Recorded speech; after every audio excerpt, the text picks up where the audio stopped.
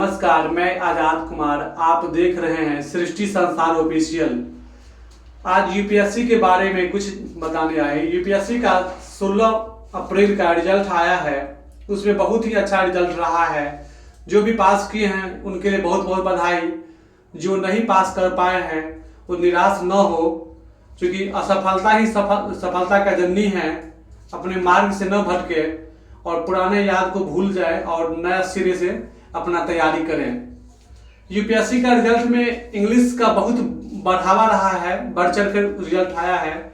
और हिंदी माध्यम का रिजल्ट बहुत ही अच्छा नहीं रहा है, संतोषजनक भी नहीं रहा है इसमें। और इसमें अब क्या है उतना तो हम लोग नहीं जान पा रहे हैं, लेकिन बहुत ही उसका छल हो रहा है हिंदी माध्यम के लड़का से। होना चाहिए, क्योंकि जो लड़का तैयारी करते हैं उनको पता है कैसे तैयारी हो रहा है। न जाने कितने भूखे सूखे स्टेशन पे बिताना पड़ता है। 10 रुपए की पन्नी लेकर के स्टेशन पे सोना भी पड़ता है, तब जाकर परीक्षा के सेंटर पे जाकर परीक्षा देता है। और लोग कहते हैं ऐसे ही रिजल्ट हो गया, ऐसे रिजल्ट नहीं हो पाते हैं। बहुत ही कठिनाई झेलने के बाद मिलता है, यही है। और हिंदी का बढ़ावा मिलना चाहिए। हम हिंदुस्तान में हैं और हमारे ही देश में अगर हिंदी का बढ़ावा न मिलेगा तो और देश पे हम कैसे अपेक्षा रखेंगे जो दूसरा देश हमको हिंदी का बढ़ावा देगा। दुनिया में दूसरा भाषा हिंदी बोलने वाले हैं और हिंदी का संख्या बहुत कम रहे हैं। ऐसा नहीं होना चाहिए। सरकार द्वारा हिंदी दिवस भी मनाए जाते हैं, मातृभाषा भी दिवस मनाए जाते हैं, लेकिन ऐसा नहीं हो रहे हैं। हिंदी के साथ सौतेला व्यवहार हो रहे हैं। सरकार इसका संज्ञान ले और देखे क्या कहाँ कमी रह गई है, क्योंकि प्रतिभाशाली हिंदी में कम नहीं है और कमी कुछ हो रही है, उसको देखा जाए और पुनः आगे जो परीक्षा आगमन हो उनमें प्राथमिकता हिंदी को दिया जाए। अपना अपना क्षेत्र का भाषा को अपना प्राथमिकता दिया जाए।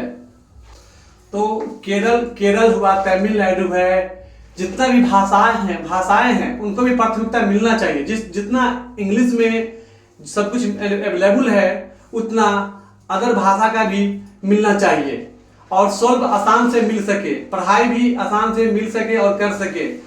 बड़े बड़े महंगे संस्था कोचिंग सेंटर है जो लाखों 2 लाख 10 लाख में तैयारी करवाते हैं। बहुत ही महंगा कोचिंग संस्था भी है।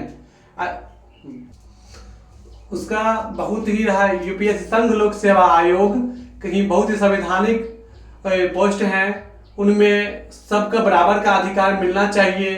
ऐसा न हो जो एक पे झुकाव और एक पे करा, ऐसा नहीं होना चाहिए। सौतेला व्यवहार कोई भी भाषाएं पे नहीं होना चाहिए। सब भाषाएं पे अपना समान ये होना चाहिए, न कि इस पे अनुवाद, इंग्लिश का अनुवाद करने में बहुत ही कठिनाई होती है, ट्रांसलेट करने में बहुत ही कठिनाई होती है।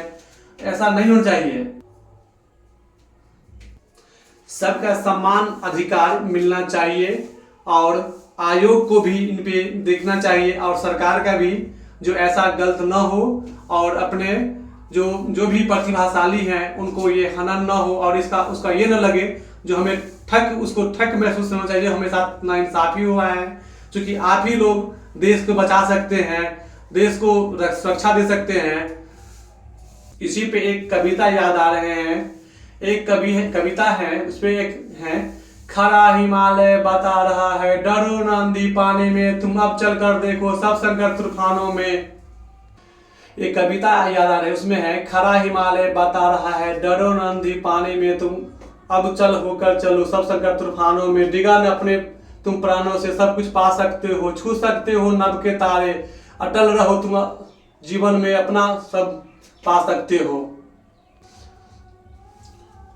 पंक्ति है, वो विचलित जो पुरुष होते हैं वो विचलित नहीं होते हैं और वो सूरमा ही होते हैं जो अपने आप को डरते नहीं है तो क्या होगा और परिणाम से भी नहीं घबराते।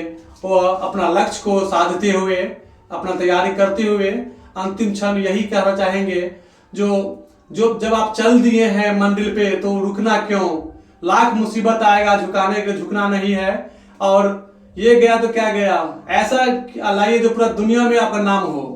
एक ऐसा नहीं है, ऐसा ना जो यूपीएससी ही जीवन मरण बन जाए। ये तो जीने का मार्ग है। आपके पास इतना है, आप कुछ भी कर सकते हैं। आप मोटिवेट रहिए और तैयारी कीजिए और अच्छे से आपका परिणाम आपको कदम चूमेगी और निश्चिंत होकर तैयारी कीजिए। अच्छा एक दिन सफलता आपके कदम चूमेगी।